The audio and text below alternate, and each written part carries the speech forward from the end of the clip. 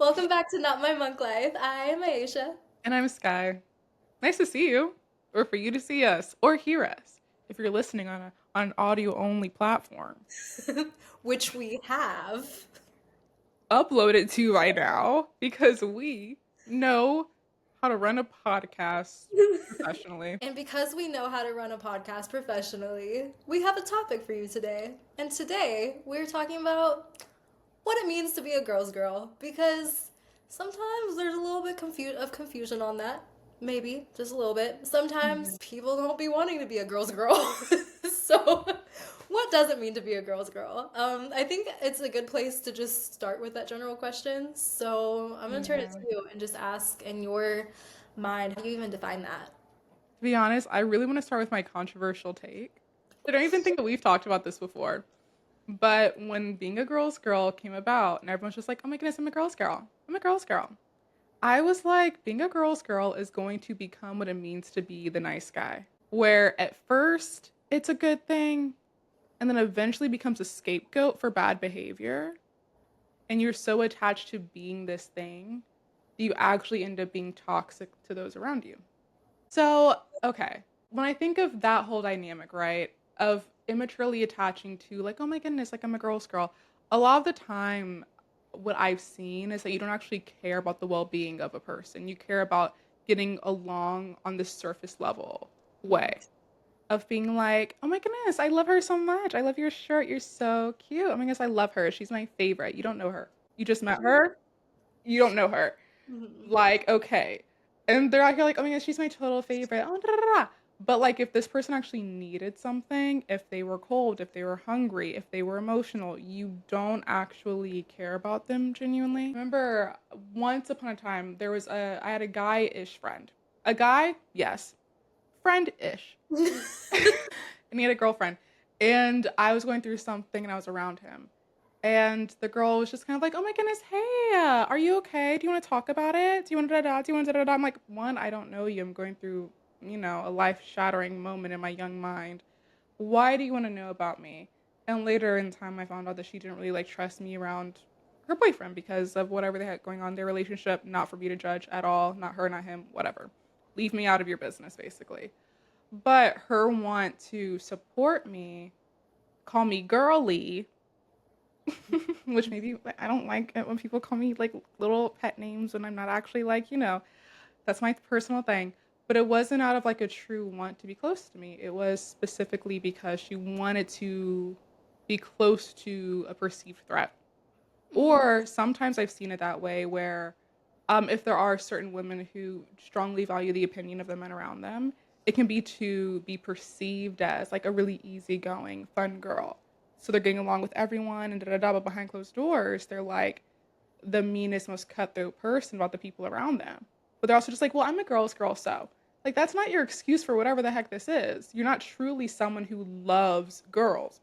You got a complex happening. And that's how I feel about it. I love that you brought that up because that's what I was thinking about when you mentioned being a girl's girl on the surface and then having this insecurity or this fear or this jealousy or whatever it was rooted in for the sake of appeasing a man.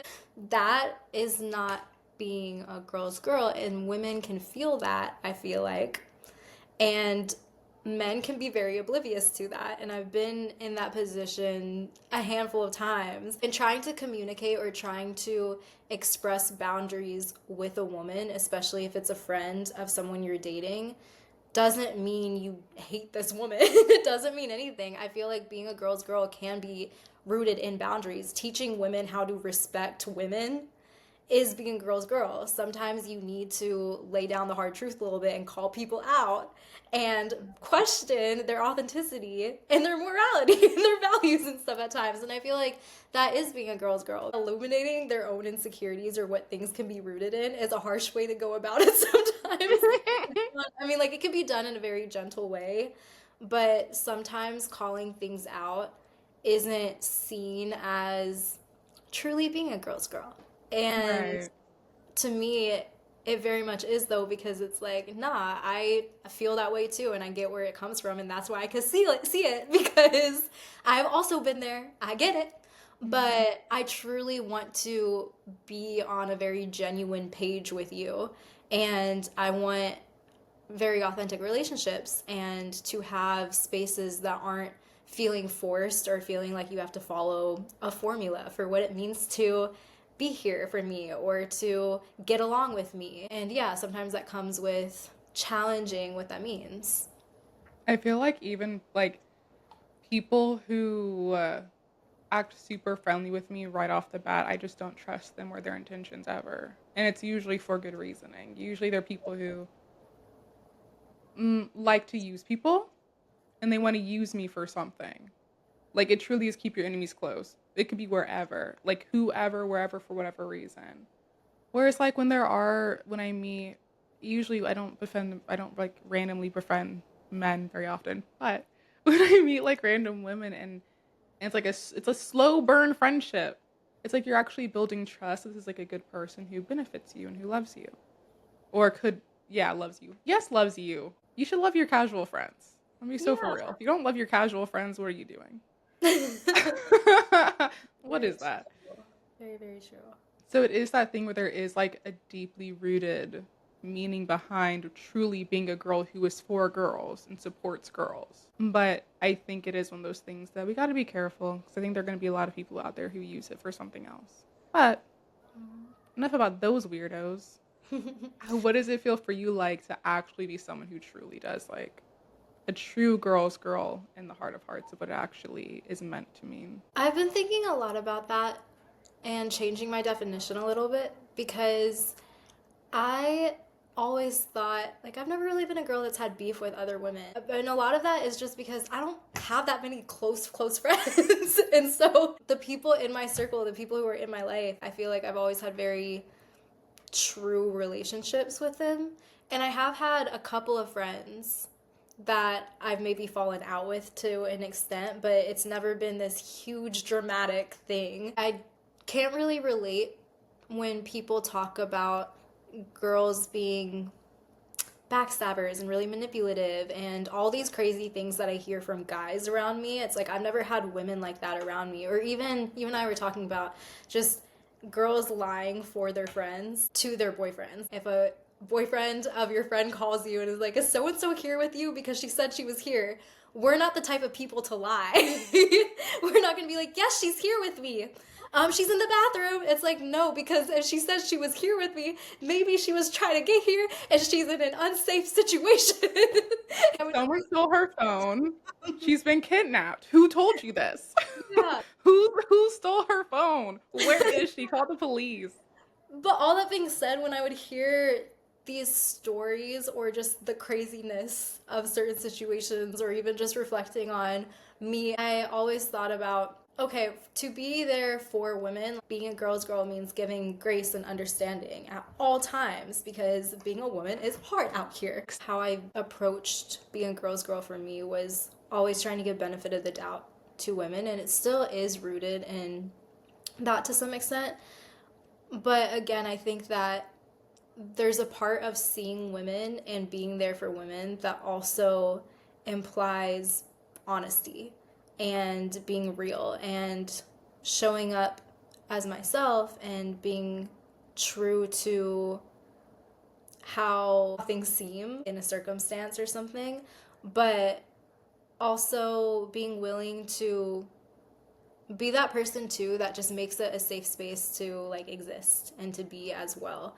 And I think that for me now the definition and understanding of what it means to be a girl's girl comes back to what does it mean to hold space for women to experience what it means to be women and like the pain that also comes with having to recondition our own brains and let certain ego things go and let certain beliefs go and just how we operate and how we're viewed or how we're taught to be in competition mode all the time or be insecure all the time and holding space for that to dissolve or be challenged to some extent. It doesn't mean be mean and shame people for it at all. That's not what I'm saying.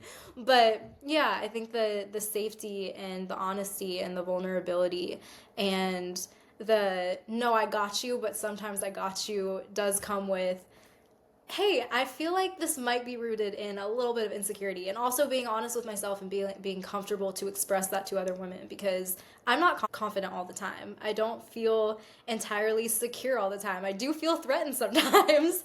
And to be able to be honest with myself and then to communicate and talk that out, maybe if appropriate, is really important. And I think that being a girl's girl, yeah, just that communication in honesty and not automatically just constantly being in the hey, I love you.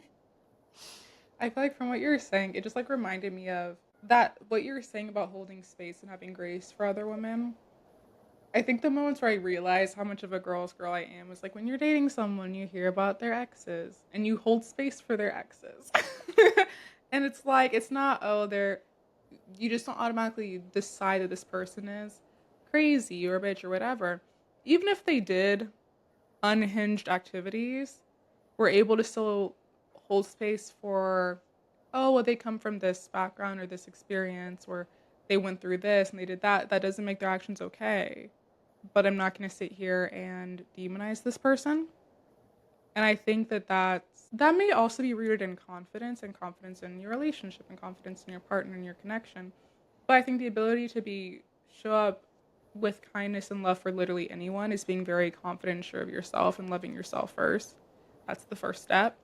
And if I can sit there and have my boyfriend and be just like very comfortable in my relationship with him, love myself, love him, love us, I should be able to also accept and love his past with grace and be grateful for every person who attempted to offer kindness into his life.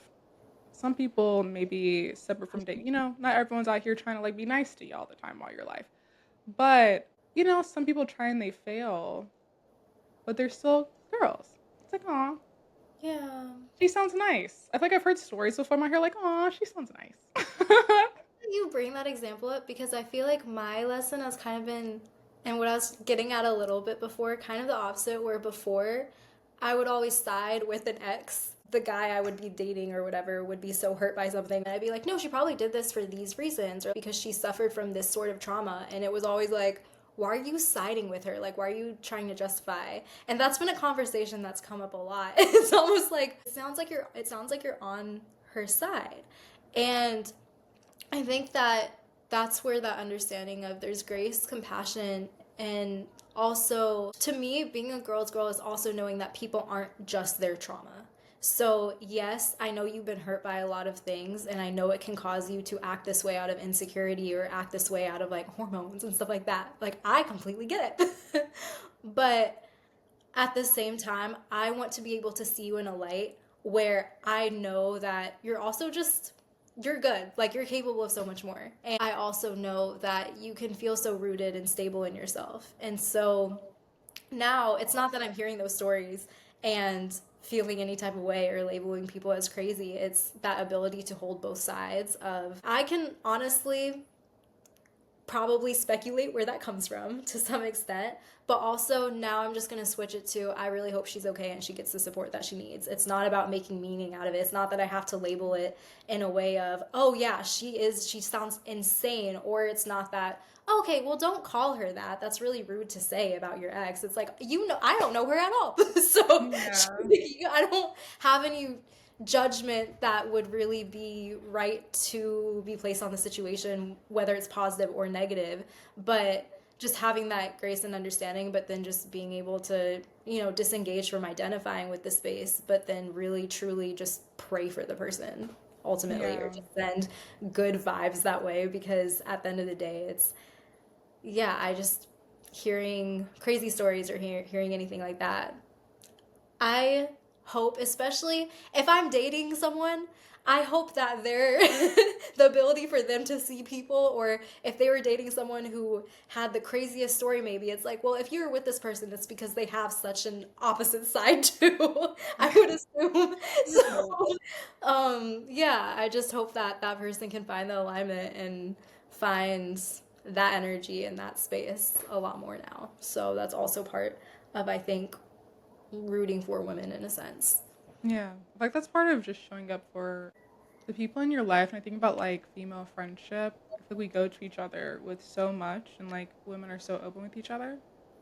And it's holding that same energy of non-judgment for your friends' life experiences and people that they've called into their lives and involved in their lives, and allowing your friend to be vulnerable with like their hardest emotions and hardest perspective on things, but also allow them to return to love and light with like whatever dynamic that they're in, and not jumping to demonize people, places, or things, as long as we can have faith that there is love there and there isn't danger.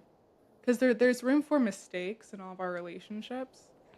I think that sometimes we can be trained to look for all of the mistakes. I feel like honestly, like it could be with like your close girlfriends or with like a family member of like looking for every mistake in the people around them to protect them from that person.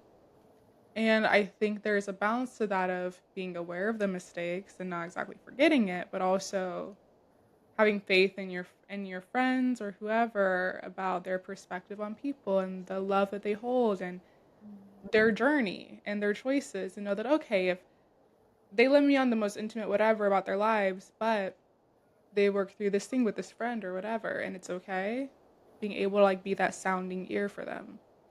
And that's a woman just supporting another woman, because as women we be experiencing life, but we're out here like, well, you're still doing it, you're still killing it, so like it's okay. One thing that makes me think of too, just in that relationship space, I remember a few years ago I was really sitting with something because I was having a hard time with this woman being in this person's life.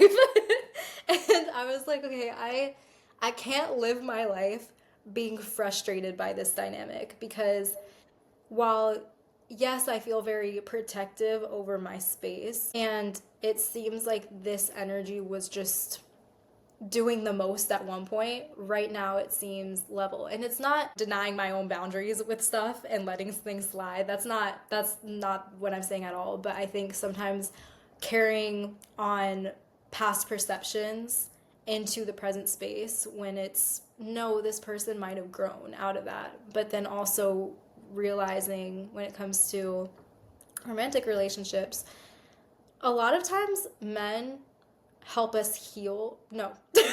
A lot of times men I worded that so wrong. Not just like no. Oops. Scratch that. Typo. Autocorrect. Let me rephrase that. Well, actually, hang on. Because I was gonna say, some of our trauma, a decent chunk of mine, might be caused by men, right? But then there have been a lot of men because I have a lot of pain. This is where if someone clips this is just gonna be the thing that gets kindled. I like men. I love men a lot. But I have also just had experiences where stuff has just hurt, as men have experienced with women, So just to get that little disclaimer out the way. Sometimes it takes a very stable and grounded male dynamic to help release the complete opposite. I want to segue our conversation because we're talking about girls. Hold on, let me pull up my mic back up to my face. Yeah, perfect. I want to segue our conversation because we're talking about girls. For you, what does it mean to be like a cool girl? A cool girl. A I cool feel girl. like to me, when I felt that, and I'm like, I'm in that energy right now. It really is I'm just in my space and I really am unaffected and unbothered, but I'm also present to everyone around me. It gives me, when I'm doing my little artsy stuff and I'm just in that vibe where I'm just so immersed in my own creative practice. And like I think about myself when I'm just composing or playing the piano, and I'm just like, I'm just purely vibing and I'm just here and I'm like, I just feel cool. And anyone can do anything around me and I could just be present, hold space for them, not be mean about it or anything if it's something weird, but just be like, I'm just in my space doing my thing, but I could also be here. And it's just that element of like enjoying my own joy and not getting in anybody else's mess or weird energy. I resonate with all of what you said. I feel like, mm, honestly, I do feel like I've been perceived as like, oh, she's so cool, she's so chill. Sometimes. If you don't perceive me that way, hey, that's fine. But I haven't told that before. Of like, yeah, you're just like so chill, so da da da da. And I think that cool to be a cool girl. But I feel like I've had this conversation a few times where I've been like maybe told by someone of like, oh, well, you're just cool. I'm like, I'm not that cool. Okay? I'm not that cool. All right? Like, don't play with me, basically. Because there's that perception of you're really calm, you're really chill, you're very grounded in yourself. So you probably just like don't care about Oh, like does it to you ever feel like if people say that, that means you can just let things slide? kind of. Well, it depends on where I've heard it from. I think sometimes I've heard it and been like, that's confusing because I'm like, I feel very awkward right now. I remember I was an RA in college, over at the Georgia of State, and it was like the orientation week or something, and I really only was chatting with like maybe one or two dudes, were the people that like would like talk to me, because I can be kind of shy. There's a motorcycle outside, vroom vroom, but I can be kind of shy, and there are two like outgoing guys who just like talk to me. I was like, okay, cool, and I thought that all the girls who were like a part of my building hated me honestly because they were like talk to each other and da da da, and I just don't look like was like pulled into that. And then one day we were having like a bonding thing, and we're talking about something, and one of the answers was like someone saying, "Oh, Skye's my favorite. She's so chill." And I was like, "What?" And they're all just like, "Yeah, she's so chill. We like her so much." And I was like, "What?" Because I couldn't tell that these girls liked me. I couldn't tell. And it's wild to have like a group of women say, "Oh, you're just so chill. You're so cool." When like internally for a few days I've just been sitting here like, "Well, I guess all these girls hate me, and I guess I just have to be okay with that." I think that energy of being like, I guess I just have to be okay with that is what makes you be perceived as cool. But being like, well, this is my reality. All the girls hate me. Let me go about my day. Versus like, what do I do? How do I fix it? I'm like, well, it's how the turns table. Um, so it's like weird how those two things are kind of like you are being cool about it, but also you feel very uncool about it, you know? I know exactly what you're saying. I was really just lost in that because you summed that up so well. And I've been in that space where I've just assumed because there's a group of girls. I'm not in the group of girls, I'm just over here. It feels like, okay, it's just because they hate me or there's something about me that doesn't give part of this group. And then later on, it's just like it's always one by one. I feel like they come and then they form a circle around you. I always wondered what that was because I feel like men have pointed it out to me. I was having this conversation a few days ago actually, because yeah, from with a man, with a It's boy. always a man. And I was opening up because I was having a breakdown about how I haven't always felt like I belong in a group of girls. Like, I'm like, I have gone through my little healing journey when it comes to feeling like I just don't fit in and just that confusion around what it means to feel like a girl and be in that group. And more so, not in like a I'm confused on my gender, not that at all. More so coming from just the fact that I've never had a group of girl friends, like women friends. I've always had friends from individual circles. And that's kind of just all friends in general. But I don't know what it's like to have, like, let's all get ready and do like cute little girly things. Mine's like, I'll meet you there. And I don't know the rest of these people, but I know one person.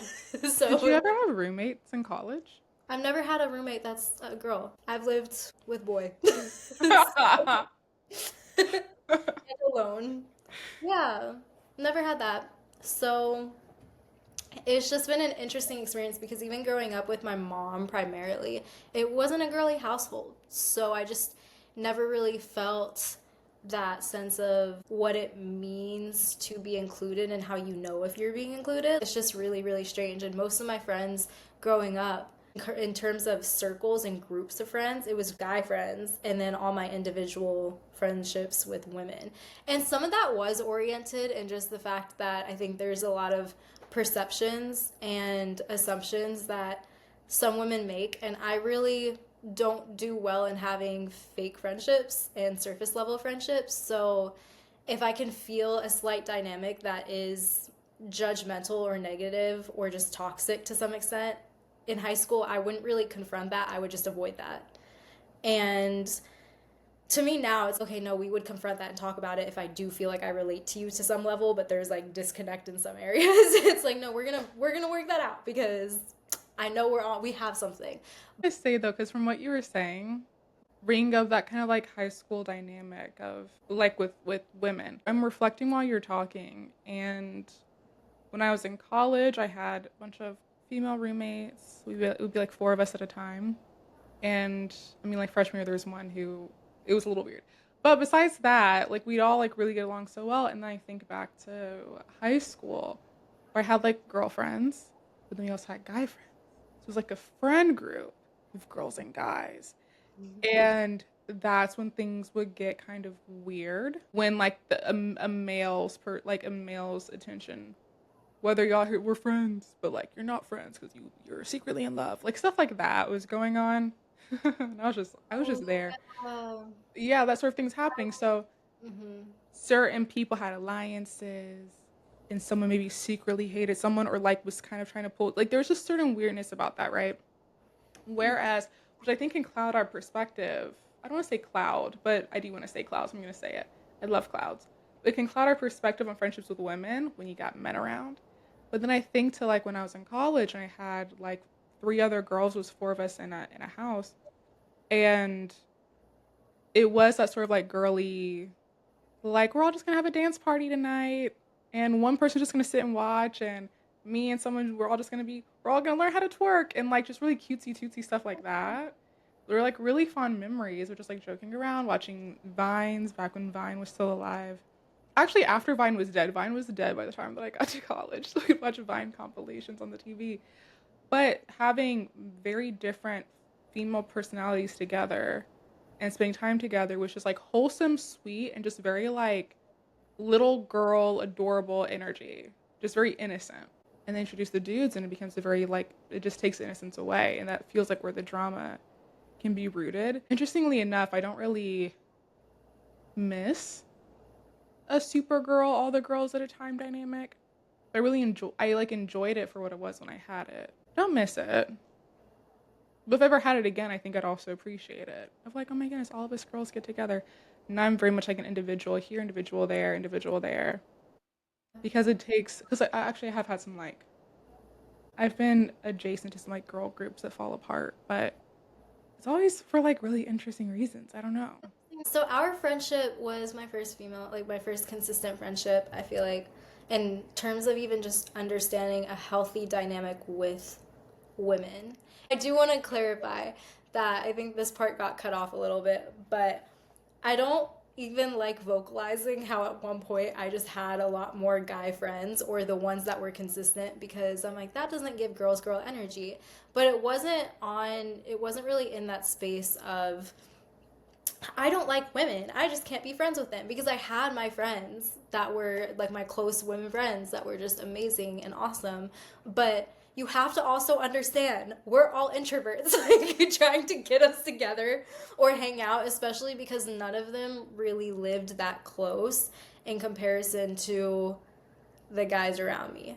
And yeah, I feel like I know what toxic men are like, but that's not this dynamic too. And so I just feel like I always have to say that because I don't know. I feel very protective over those relationships and also the intentions behind those. I think that's very fair to vocalize because it's easy to picture like, oh, all her friends were guys, and like just going into some random rabbit hole of aversion because we're kind of shown aversion through media or just through judgment and perspective. I think part of that is like judgment. When like you're younger, of honestly being jealous of the girl who has a bunch of guy friends, because how is she so chill that she's able to be friends with a bunch of good-looking dudes? I'm confused. Like I think it's like rooted in jealousy, then it like leads into judgment, and then all the other J words.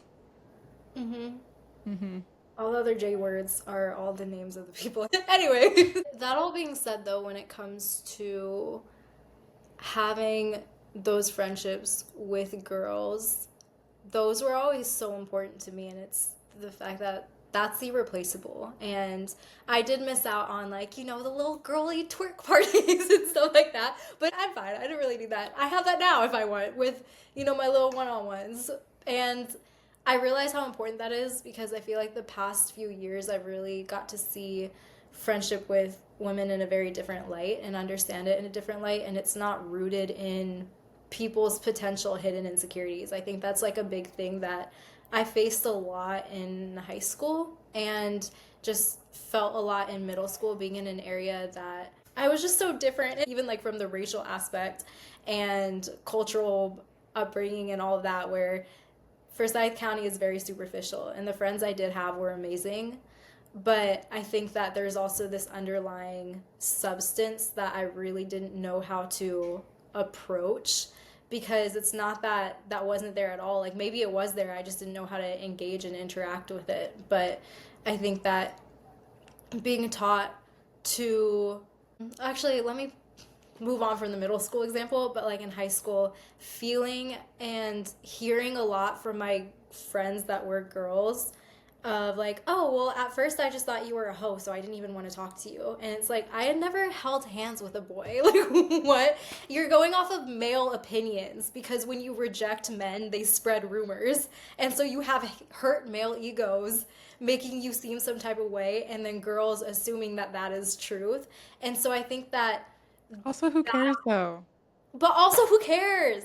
But also, like, I realized that those opinions, and when people would say that, because I got that a lot, a lot, to where it made me view myself in a certain light. So I wasn't over here not being friends with women because I didn't like them saying that. It was more so, oh, I feel insecure in myself, and I feel like if you're friends with me, you don't want to be friends with me because that brings shame on you in a certain way, when it's like, none of this about me is true, first of all, at that time, especially. You've never been a hoe. I've never been that way. I just want to throw a joke in there. But But if you were, who cares? but I wasn't, and that's the thing. That's not me. And if I was, like, again, who cares? But it's just the fact that I think those rumors caused an insecurity in myself and how I viewed my own self, and the reputation people needed to protect for themselves if they were associating with me. Like, I don't know, it did something weird in my head. And Yeah. so, going back to the conversation of being a girl's girl, I think a part of me always wanted to prove, and still does. I was working through this past weekend of just this internal belief and sense of, I need to prove that I'm worthy enough to hang with the girls, and prove that I'm worthy enough to do stereotypical girl things too. Um, which is why I painted my nails by myself yesterday, because I'm like, wait, I can do that. I don't have to prove my worth as a girl. Oh my goodness, because you never paint your nails. What? You never paint your nails. I don't. And they're, what's so funny? I was talking to a boy about like boys painting their nails, and I'm like, I mean, they can paint like young boys, and I don't know, them getting comfortable with like expressing themselves. I'm like, I don't know, like if like a kid wanted to like little boy wanted to paint his nails, like give him like blue, and you paint your nails blue. It's like a nice little starter color. No, right? Like nothing too crazy. We're gonna keep it chill, and then everyone watch out. Everyone watch out. One day it'll be purple. I was about to say, I was trying to look for purple, but I didn't like their shades of purple that they had Do you available. want like a lilac, or did you want like a dark purple, like a royal purple? Like what do you want? Normally, I would go for like a lilac-y color, but I was really in the mood for something like a little bit more darker and deeper. And Yeah. I normally go for red. And I'm like, I don't want to paint my nails red again because I'm tired of that. Like, when I do paint my nails. Whenever I paint my nails red, I think of my mom. So I feel like her toes were always red. Like that was like her go-to color. So whenever I paint my little toes red, I'm like, I'm just like my mom. That's so cute. I've seen my mom with her nails painted once in my entire life, and she got a clear polish, and she had to get that. She's like, if I have to paint them, I'm doing it with clear polish. I was like, that's, her nails are so perfect. Like, my mom, because she's never used chemicals on her skin or her nails. And so, but she like does all the treatments. So like the health of her nails, like her feet, She just has that foot where you're like, that's just a nice foot. Ah, Her hands and her shout out feet to are your just mom. soft. Her cuticles are just perfect. Her nails always trimmed. I'm like, that's great. You don't need nail polish. I'm like, my cuticles not really in that condition all the time. I should start doing that though. I should start getting, because I went to get my toes done when I first moved into this apartment. There's a nail salon right downstairs, and they used whatever on my nails to like ruin my toenails. Like it was ridiculous. They also ruined the heels of my feet. Like my heels were rough for Uh, maybe it took a year. It took me a year to get them back to cute little baby soft feet. And I how was did like they telling become tough? Sorry. whatever chemicals, literally whatever chemicals and products that they used were built to make you have to keep coming back. Like I'd never experienced that before. And I was like, 'cause I went to them maybe 3 times, and I was just like, this is wild. And my toenails are still recovering. But I should start going again, just like, because I don't trust them anymore with like, I don't trust them anymore with like nail polish. I don't go there. I don't trust anyone anymore with nail polish. But I should start getting pedicures. I love pedicures. I should start getting pedicures with no polish and just do that until I'm feeling like, because I love a good pedicure. That's like I such a. love one. I love when men just go in for their little no polish I know. pedicures. I feel It's like cute. men around me do that more than I've ever done that in my entire life. And I'm like, that's adorable. I need to start doing that. Discovered that, Atlanta is where men go to live. And I discovered the men did that in Atlanta. Like that's when I first ran into the guys who were like, yeah, like I just go to the I just got went to the nail salon earlier. I got a nice little clear polish. Look. And I was like, cool. Yeah. And I had to be comfortable with that. Like I just had no idea. Men are I so, didn't know. men in Atlanta are just a little different though. Like do you know that reel that's like a man came up to me and he was like hitting on me or whatever and he was like, "I'm straight by the way. You know Atlanta." And I was like, that's so funny because most men in Atlanta like be on their other weird little vibe and that's what Atlanta's known for is men just being on their own little vibe. They are known for it, but like it's not openly though. Like No, Atlanta's it's not, but strange. that's why there's so many STDs that spread in Atlanta is because men aren't honest about their sexuality. That's why you can't be out here sleeping with all these men in Atlanta. This just became a PSA for Atlanta. I was about to say, I was like, this is probably our most important episode. Oh Just my this gracious. being a girl's girl is letting you know that y'all need to be careful out here. We Because do need to be careful out here. It's like, yeah, I wish people were more open. You know how Glorilla, it's just I really enjoy how she talks. And that just reminded me of her, like orphan. Not that she would say open like that, but yeah, it's I don't know. When things are covered in shame, that's where bad things go to breed. So yeah. I mean, if you're a man, you went to the doctor. I don't know. You were open with what you were up to. I think they know they know they know how to check up on you properly. But I mean, also, this is getting into such a topic. I'm here for it. If people made Men it should this just far, go to they're the also doctor. here for it. Men should go to the doctor. Men should take care of themselves and be self-actualized human beings. I'm uncomfortable. I'm uncomfortable with where this topic went. Understand. We went from talking about girls to men. But I feel like that actually is so relevant because Okay, are I'm we let you take it. Bring us home. okay, well okay, wait. Bring us home because I was about to ask a whole other question. And maybe that'll bring us home. No, I'm actually happy that You we say you're gonna talked. bring up a whole other topic? No, I was gonna bring up a question, but I don't have to ask that because I could just say it in a statement. But I was just saying that I think it's really important for us to bring in the conversation of men when it comes to being a girl's girl because I don't know. I feel like we're not wired and born to not be girls. I don't think men are born and wired to not be girls, men. Man, girls. Man. Mm, I feel like men aren't born into this conditioning of whatever happens where we have to even have this conversation. But I think that being able to reflect and have these conversations with each other and just being real and knowing that it's not all why the first thing that popped into my head was it's all not all fruit and mangoes, fruity mangoes. I don't know what that means though. It's Oh, not all just sugar and fruit. It's not it's candy not all fruit and mangoes. That's so it's sweet.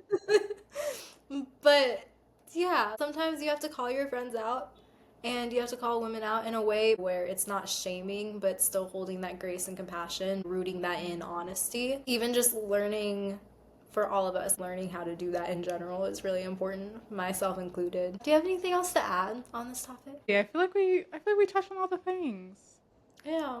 I feel like we wrapped it all up with a bow, especially when we warned them all against men in Atlanta. I don't know why that threw me so much. We talked about the dichotomy of being a girl's girl and what it really means to be a girl's girl versus what it means to just say you are one. Mm-hmm. And also what it means to be a girl. When people ask us what our podcast is about, Everything's getting choppy now that we're at the end. it knows. Does it want us to stay or does it want us to leave? I don't know. I can't hear anything you said. I just heard you go, does it want to stay or does it want to? Our connection is acting up again. I just need to say my last statement, which is thank you so much for tuning in. I think Skye is there somewhere. I hope she is and is able to hear. Thank you so much for watching. And you can follow us on our TikTok, our Instagram, and subscribe to this YouTube channel. And any other link that I'm forgetting, I will put down below.